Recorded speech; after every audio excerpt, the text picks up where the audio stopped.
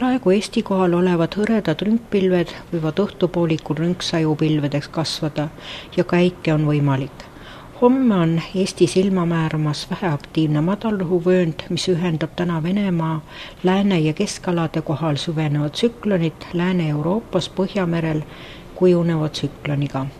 Öösel on sajutõenäosus väike, päevaks on aga kõik kättesaadavad ilmamudelid hoovihma ja äikest pakkumas. Pühapäeval võib siis üle Läänemere lõunaosa Eestini jõuda nõrk kõrgrõhuhari ja vihmavõimalus jällegi kahaneb. Esmaspäeval ja üldse järgmise nädala alguspäevadel hakkavad ilma määrama üle Põhja-Skandinaavia liikuvad madalrõhualad. Vihmatõenäosus suureneb ja tuleb ka veidi jahedam ilm. Ja nüüd siis prognoosi-numbrid. Öösel on vähese ja vaheltuupilvisusega peamiselt sajuta ilm, kohati tekib udu, puhub muutliku suunaga tuul 1–6 meetrit sekundis, sooja on 13–18 kraadi.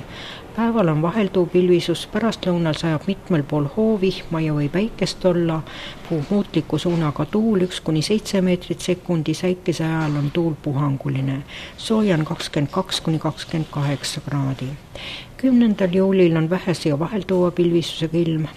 Ida-Eestis võib kohati hoovihma sadada, puhub läänekaare tuul 2–8 meetrit sekundis, sooja on öösel 13–18, päeval 20–27 kraadi.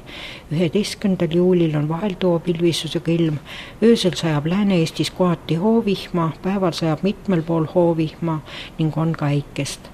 Puhub edelatuul 1–7 meetrit sekundis, sooja on öösel 12–18, päeval 20–26 kraadi.